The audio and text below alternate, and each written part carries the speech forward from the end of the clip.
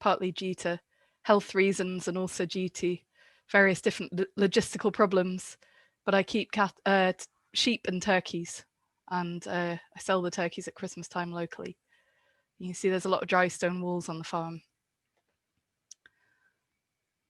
I hope you can see this bit here behind the pictures of the faces. I can't myself, but this picture here is a line drawing of the farm, which was constructed between 1879 and 1881. It's available on my website, so if you just Google Leckmelm Farm, you'll find it under the blog section, and there's a bit more about that and the kind of materials that they used at the time. But the architect who designed the farmsteading was Alexander Ross and his associates. He was a very prolific designer. He designed many schools in Wester Ross, so schools perhaps in the Biosphere area. I know Killillan is one of them, and there's probably more that you'd find out if you had a quick Google search for him. He also designed churches and houses and police stations and steadings in Wester Ross. Additionally, in Inverness, he designed very many civic buildings and private buildings too. So I don't know if he'd have been like the Tulloch Holmes of its day, but he was pretty much taking over the Highlands with his designs. But the design of the Leckmelm farmsteading is quite a curious design. The man who cleared Leckmelm was called Alexander Pirrie.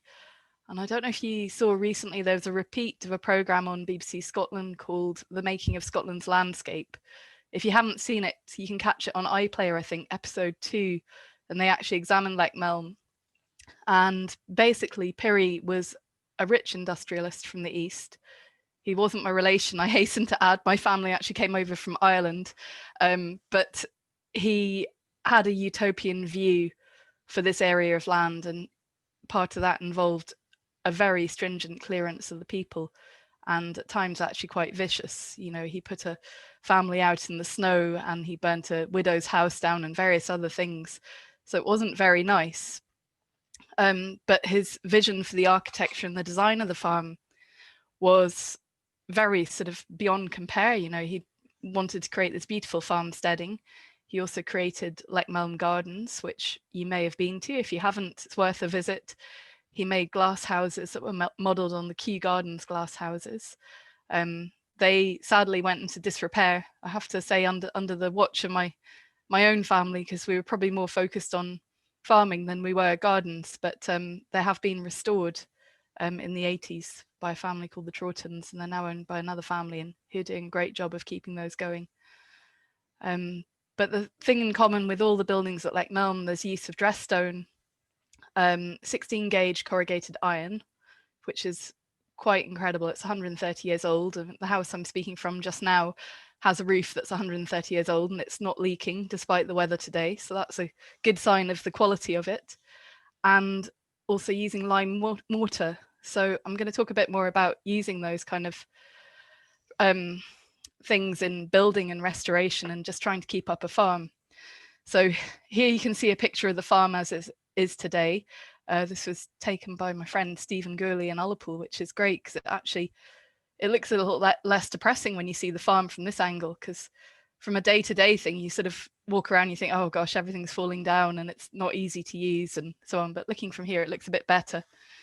And you can see that it's designed as a sort of quadrant format, which is in the Victorian era was great for agriculture because, you know, people were mucking out byres by hand with wheelbarrows, and there were stables. You can see the sort of cross at the back of the farmyard with the round roof building. That's where a lot of the stables were for horses pulling machinery and so on. But in a modern farming way, it's not so easy because, you know, even to muck out a byre these days, unless you have a Massey 35, you're not actually going to be able to get in there with a normal tractor. So at the front of the picture, you'll see a rather sort of monstrous asbestos roof building, which was built the year I was born, 1976, by my father to house our cattle over winter and so on. And I still use that today for like indoor lambing and so on. And just in terms of practicalities, it's a lot easier. But all the other buildings that you see are still used on the farm, with the exception of one, which I'll show you in a minute. The building to the left at the front of the picture with the solar panel on is actually a butchery. And that really came out of disaster. There was about 16 years ago to this day, in fact, on the 10th of January 2005, there was an enormous storm that caused a lot of damage. I mean, people lost their lives in the Western Isles, and that night I lost 2 farm buildings. And you'll see one at the very top of the picture that has no roof on in that picture, but I'll come to that later as well. And the buildings weren't insured, and all the various things that went with it, and loss of roads and trees. It was some night. Anyway, so these are sort of daily challenges that I'm facing on the farm, as well as everything else like Brexit and things like that we don't want to mention. But one thing, COVID-19 doesn't really affect farming because it's something that has to carry on. So I suppose that's one advantage. So yeah, just to think about the challenges that you have when you've got vernacular buildings like this on a farm. Have you got the skills to maintain them? Do you know how to use lime mortar properly? Can you build a dry stone dike? The agricultural use, it's great to keep these buildings up, but it's not always the most practical for agriculture. Have you got the materials available? And there's also other issues in our local area, and there's no housing for people. So how can you meet that challenge and maybe help the housing issue? Weather, well, that's always a challenge in the West Coast, and money. That's a perennial challenge of anyone, I think, in this area, especially if they're dealing with old buildings.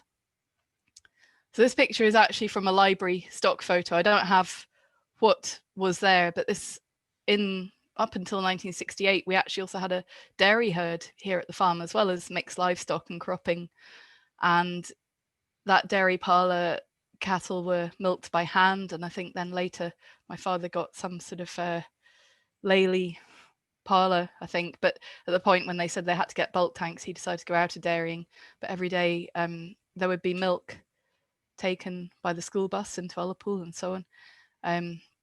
So obviously, the dairy parlour isn't used for dairy anymore, and I'll show you what it's used for now. So this is one non-agricultural use. It's actually been used at times by boat builders. And I know myself and Roger were talking a bit about boat building, so I thought I'd mention this. This is one of the Viking boats that was constructed in the dairy parlour, but also Ullapool's first ever skiff was constructed there too. So sometimes you have to be a bit creative and diversify with your farm buildings if they're not fit for purpose. And obviously the dairy wasn't being used as such. The weather.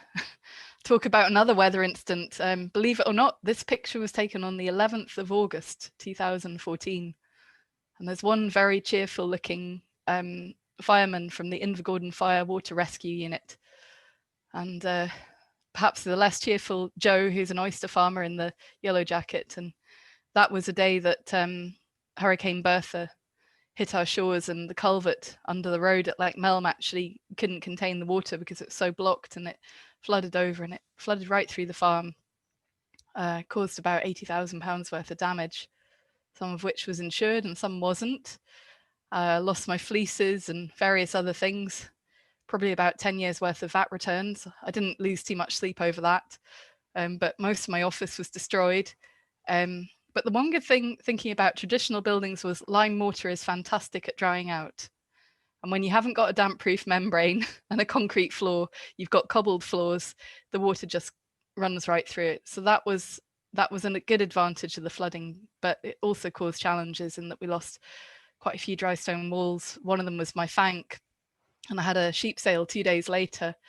And very kindly, my neighbour Brian Wilson, who builds dry stone walls, just came straight down and rebuilt that fank within 2 days, and I was able to get the sheep off for sale. So it just goes to show what an amazing talent we have locally, and if we can protect that through maintaining these historic skills, I think that's a good thing.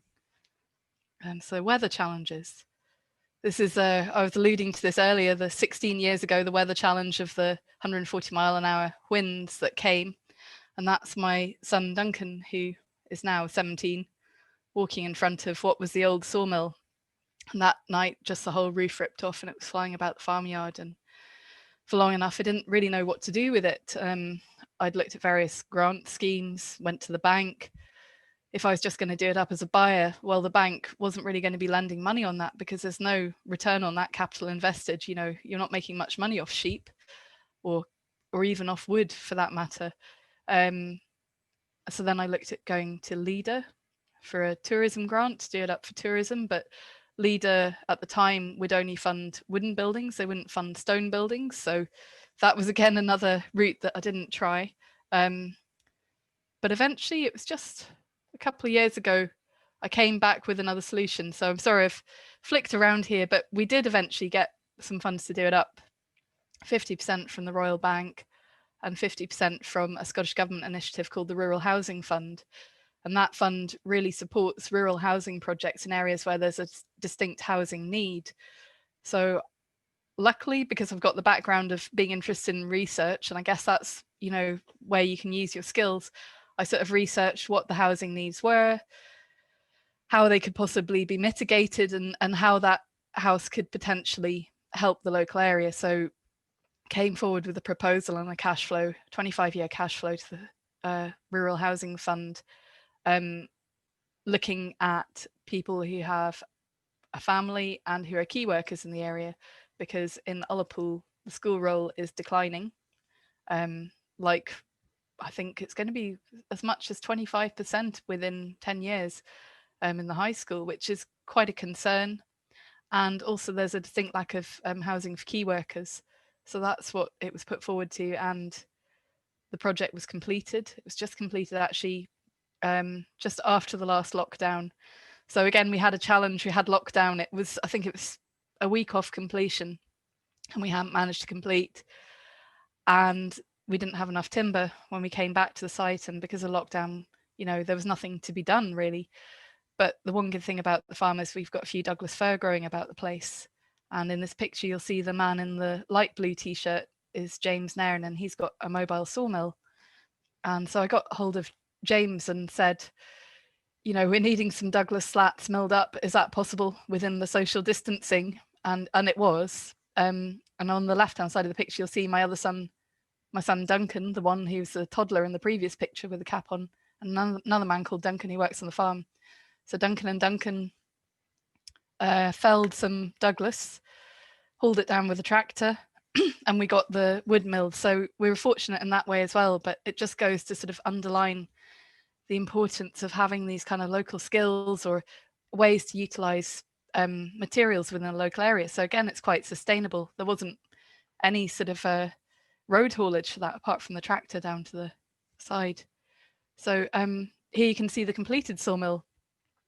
In the previous picture, you'd seen it with the roof off, and this was well, realised, I guess the ambition was realised through an architect called Neil Ross in Dingwall, who also designed the Ullapool ferry terminal, and Ullapool Construction, who were fantastic in that, you know, they could see the vision of how the building could fit in with the vernacular style of the farm, but also be utilising materials that would make it come up to modern day standards for housing and so on. So the larch there, I think some of that was supplied by North Woods in Leckmelm as well, Bernard Plantrose, and that was the larch lap by the windows, and then the Douglas were used for the outdoor fencing, and obviously lime mortaring using the existing stonework. And so that house has been let out now since July, following a sort of an application process, and there are local key workers living there who have a child, so that's fulfilled the ambitions of that project. And the conditions of the grant are that the housing should be maintained within housing stock for a minimum of 25 years. Well, for me, that was fine, because it's not like we're looking to do anything else with the building or sell it or move it on. It's always going to be part of the farmyard. So it was a really great scheme to be involved with, and I hope things like that will continue. So thinking about skills, previously, before I started doing this PhD, I had been involved with Ullapool High School, initially as a volunteer and then as a teacher on the rural skills course. And in the picture on the left-hand side of the screen, you'll see Fergus Ewing giving an award to Ullapool High School, which was connected by myself and Alistair MacDonald from Dundonald Estate, who's there in the blue. And Dundonald Estate have been involved a lot with the rural skills as well, and still continue to take students on placement. And the kind of things we've done, the three lads in the blue boiler suits you can see up in the top right of the screen, that was doing some lime mortaring. So they got some lessons there from Brian Wilson in how to mix lime mortar by hand.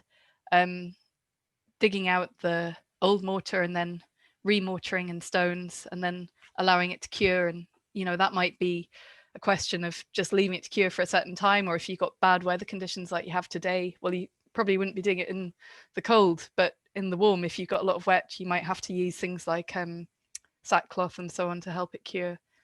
So learning about that. And in the bottom picture, you can see that picture was taken, I think, about 5 days before the last lockdown. That was the girls of Ullapool High School, a hardy bunch. So if you need any dry stone wallers, there's some excellent dry stone wallers there. And we took down a gap in a dry stone wall under the tuition again of Brian Wilson and rebuilt the dry stone wall. Although I think lockdown got halfway in between. So I think the last week, I think it was just myself, my son and Duncan who did it. But so that I had a bit of a bad back for that spring. So really that's just giving you a snapshot of the kind of things I've done here. I've said to my kids, I've been running the farm here now quite a long time, probably 23 years. And I've said to my kids that the sawmill was my last big project. I'm looking to hand on to the next generation. So I hope that they'll be enthused and other people in the area will be enthused to keep on with things like this.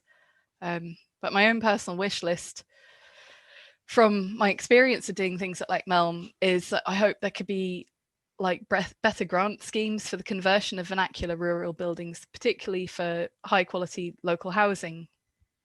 I think that could be a real game changer because people perhaps have old buyers and they're not economically viable to do up for agriculture, and perhaps they're no longer useful for agriculture. And we don't want to see the whole area proliferated by holiday homes, because otherwise, I mean, one key challenge, who will clean these holiday homes? If we don't have people living in the place, then we haven't got the jobs. So that's one wish list I have.